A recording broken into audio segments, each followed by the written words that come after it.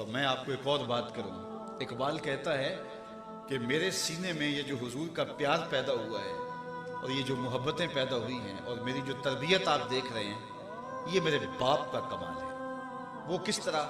کہتا ہے میں میٹرک کے زمانے میں سکول سے واپس آ رہا تھا تو ہمارے گھر کے دروازے پر ایک فقیر کھڑا تھا. فقیر، اس نے ریزگاری سارے دن کی جمع کی ہوئی تھی اور کشکول ہاتھ میں پکڑا تھا. تو میں نے کہا جا بابا معاف کر، لیکن وہ نہ ٹلا. سائل چوں قضائے مبرم، وہ لمبی نظم ہے اقبال کی اسرار و رموز میں، کہ قضائے مبرم کی طرح جس طرح تقدیر مبرم نہیں ٹلتی، وہ بھی نہیں ٹل رہا تھا. تو انہیں غصہ آیا، جوانی کی عمر تھی، تو اس کے کشکول پہ ڈنڈا مارا، کشکول گر گیا. اتنے میں اقبال کے والد اندر سے باہر آئے تو دیکھا کہ فقیر کا کشکول میرے بیٹے نے توڑ دیا ہے. آگے بڑھے، اس کی ریزگاری جمع کی، اس میں ڈالی اور اس سے معذرت کی، کچھ پیسے دیے، راضی کیا اور واپس کر دیا. اور اقبال کا ہاتھ پکڑ کے گھر لے گئے اور سامنے بٹھا کے ایک ہی بات کہی، اقبال کل رسول اللہ نے پوچھ لیا تو کیا جواب دوں گا کہ تجھے بیٹا دیا تھا یہ تربیت کی تھی کہ فقیروں کے کشکول توڑتا تھا؟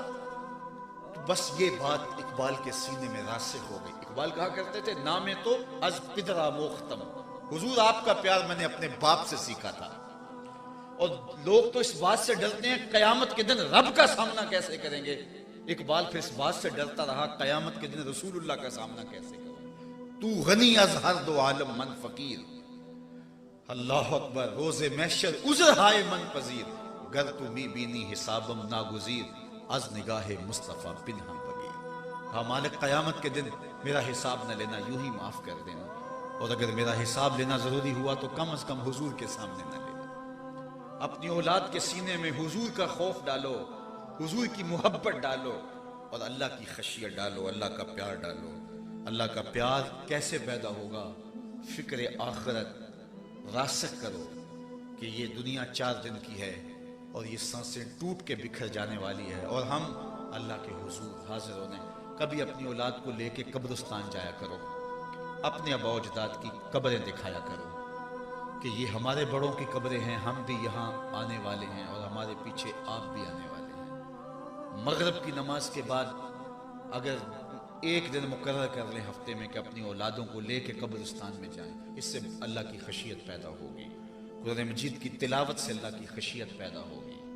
کثرت سے موت کا ذکر کرنے سے خشیت الہی پیدا ہوگی. یہ اٹھتے ہوئے جنازے، یہ پھیلی ہوئی قبریں، یہ ڈوبتا ہوا سورج، یہ سب کچھ ہمیں اللہ کے قریب کرنے والی چیزیں ہیں. لیکن جب جوانی ہوتی ہے، صحت ہوتی ہے، اس وقت ہم بھول جاتے ہیں. یاد اس وقت آتا جب ہاتھ میں کچھ نہیں ہوتا. وہ ایک فقیر تھا، وہ بازار میں کھڑا رو رہا تھا. کسی نے گزرتے ہوئے روک کے کہا بابا کیا ماجرا ہے؟ کسی نے مارا ہے، تنگ کیا ہے، کیوں رو رہے ہو؟ اس نے کہا کوئی ایسا واقعہ نہیں ہوا، بس ان لوگوں کے رویے نے تڑپا دیا. کہا کیا ہوا؟ کہا گزر رہا تھا، دنیا میں کھوئے ہوئے لوگوں کو دیکھا، دل میں ترس جاگا، تو میرا خیال ہوا ان بندوں کی اور رب کی صلح کروا دوں. تو کہا پھر کیا ہوا؟ کہا میں نے اس سے بات کی. اس نے کہا لے آ ان کو میری دہلیز پہ، ایک آنسو سے سارے گناہ معاف کر دو. بڑا خوش ہوا، میں نے ان سے بات کی، لیکن یہ الٹا میرا مذاق اڑانے لگے. جا بابا کام کر، تجھے کیا پتا دنیا داری کیا ہوتی. تو وہ تو مانتا ہے، یہ نہیں مان رہے. مجھے ان کے رویے پہ رونا آ رہا ہے. اگلے دن وہی شخص قبرستان کے قریب سے گزرا، دیکھا کہ وہ بابا وہاں کھڑا رو رہا ہے. کہا بابا بازاروں میں بھی روتا ہے، قبرستانوں میں بھی روتا ہے، آج کیا ماجرا ہے؟ کہا کہ ماجرا کل والا ہی ہے. کہا کیا مطلب؟ کہا کل بازار سے گزرا، ان کو دنیا میں کھوئے ہوئے دیکھا، دل میں ترس جاگا، میرا خیال ہوا ان بندوں کی اور رب کی صلح کروا دوں.